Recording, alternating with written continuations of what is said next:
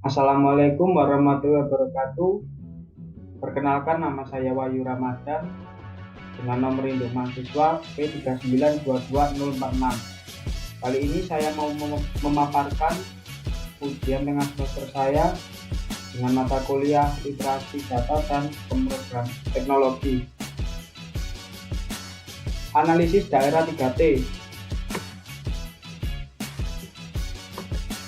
Analisis daerah 3T ada 4. 1. Latar belakang. 2. Tujuan dan manfaat. 3. Isi dan pembahasan. 4. Kesimpulan.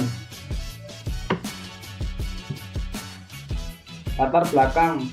Sarana dan prasarana infrastruktur komunikasi nirkabel di wilayah 3T tertinggal, terdepan, terluar masih menjadi permasalahan bagi pemerintah Indonesia di tengah perkembangan teknologi di berbagai sektor.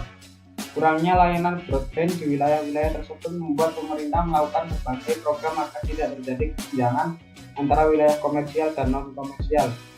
Untuk mengetahui hal tersebut, penelitian ini menggunakan metode literatur review dengan melakukan tinjauan terhadap literatur terbaru maupun terkini serta mampu membantu memetakan pengembangan menjadi sebuah penelitian yang baru.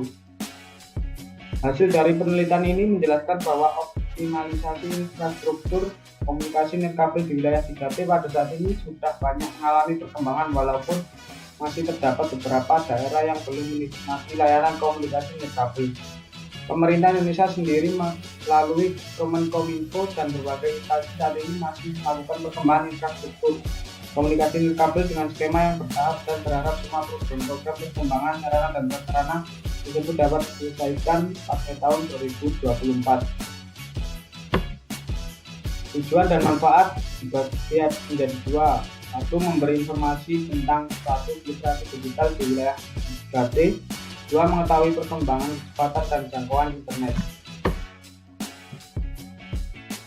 Sampel wilayah 3T. Sampel wilayah 3T. Sampel untuk status literasi digital di wilayah 3T berjumlah 70 responden dari 7 kabupaten dan 4 provinsi. Sampel ini merupakan bagian dari sampel survei status literasi digital di 34 provinsi Indonesia. Pada pengacakan sampel di tingkat kabupaten, didapatkan 7 kabupaten yang masuk ke dalam kategori wilayah tertinggal menurut Perpres nomor 23 tahun 2020. Sementara untuk kategori wilayah terdepan dan terluar tidak dipilih saat proses pengacakan. Kendala akses dan biaya internet. Kendala apa saja yang biasanya Anda alami ketika mengakses internet?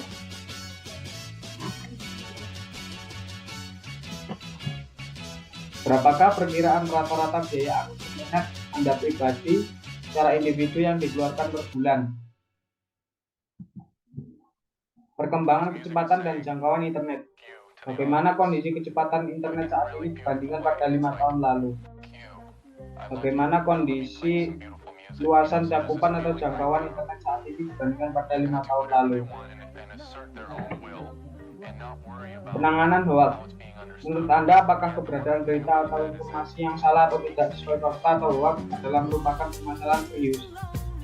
Manakah dari lembaga dan aktor media berikut yang harus bertindak untuk menghentikan penyebaran hoax? Responden di daerah 3T cenderung lebih yakin akan kemampuan mengenali hoax. Mereka juga lebih menganggap serius masalah hoax. Sebanyak 70% responden di daerah 3T menganggap berita hoax adalah masalah yang serius, sementara secara nasional hanya 46,4%. Literasi digital kawasan 3T juga belum mencapai baik, tapi lebih tinggi dibanding skor nasional. Indeks literasi digital daerah 3T lebih tinggi dari indeks literasi digital nasional. Di semua skor subindeks daerah 3T lebih unggul dibandingkan dengan skor subindeks nasional.